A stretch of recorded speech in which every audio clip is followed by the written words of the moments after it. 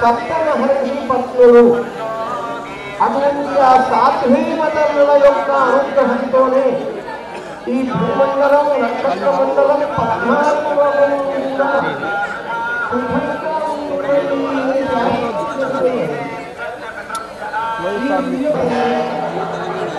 శుభంగా ప్రారంభించవలసిందిగా కోరుతున్నాను.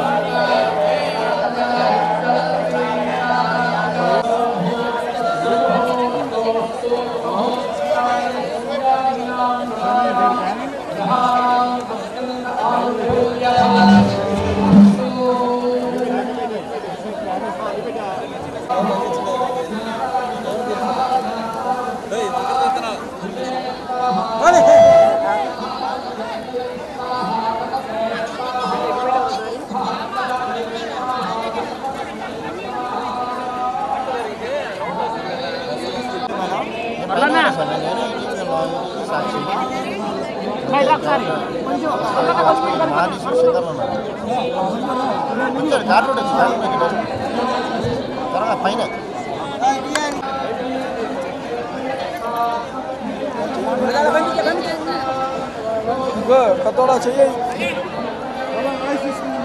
అప్పుడే ఆగనా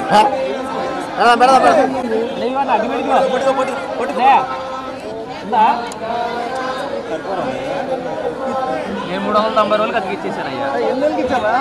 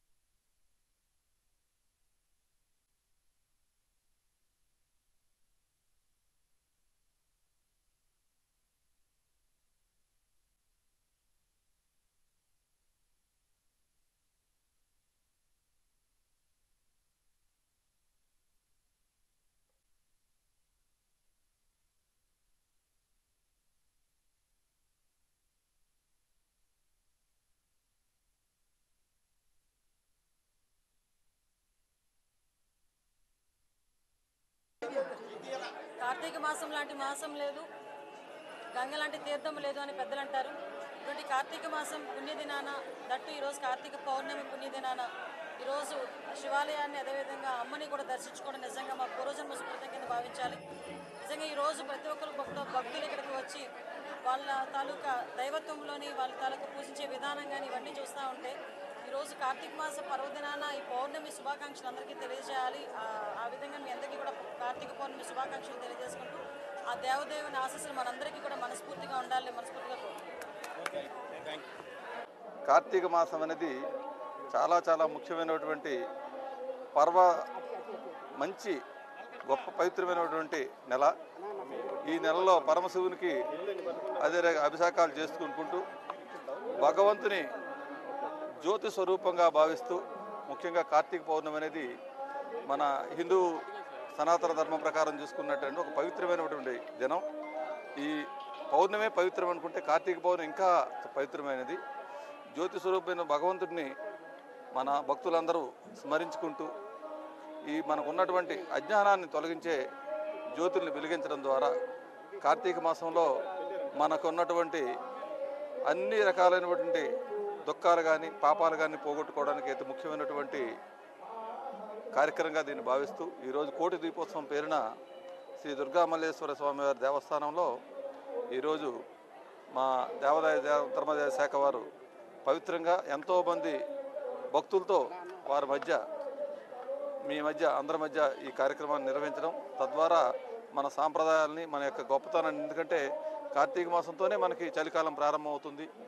ఈ కాలంలోనే మనకి ఉన్నటువంటి గౌరీకి సంబంధించినటువంటి కార్యక్రమాలు కానీ, లేదంటే మనకి పరమశివుని ప్రార్థించడం కానీ, అంటే ధనుర్మాసంలో చూసుకున్నట్టయితే మనం మన విష్ణుమూర్తిని మనం మొక్కునే పరిస్థితి. సో ఈ కార్తీక మాసం సందర్భంగా ఇంత ఉత్తమమైన కార్యక్రమంలో పాల్గొన్నటువంటి భక్తులందరికీ మరొకసారి, ఎందుకంటే ఈరోజు అందరూ ఒక పక్క దినమంతా ఉపవాసం ఉంటూ ఈ కార్యక్రమంలో పాల్గొన్నటువంటి వారు భక్తజనులందరికీ కూడా మరొకసారి శుభాకాంక్షలు తెలియజేసుకుంటూ మనందరికి కూడా మంచి జరగాలని, మన రాష్ట్రానికి మన ప్రజలందరికీ మంచి జరగాలని చెప్పి మరొకసారి ఆకాంక్షిస్తూ, ఏదైతే రాష్ట్ర ప్రభుత్వం మన యొక్క దేవాలయాల్లో ఉన్నటువంటి పవిత్రతను కాపాడుతుంటూ భక్తులు దగ్గరగా ఉండాలన్నటువంటి అంశం ఏదైతే ఉందో దానిలో భాగంగానే ఈ కార్యక్రమం చేస్తున్నాం. ఈరోజు ఈ కార్తీక మాసంలోనే మనం ఈరోజు మనకి బలహీన వర్గాల కోలంలో కూడా పవిత్రమైన పెద్ద గుళ్ళు ఉంటే ఆ గుళ్ళలో నుంచి చిన్న గుళ్ళలో ఉన్నటువంటి వారికి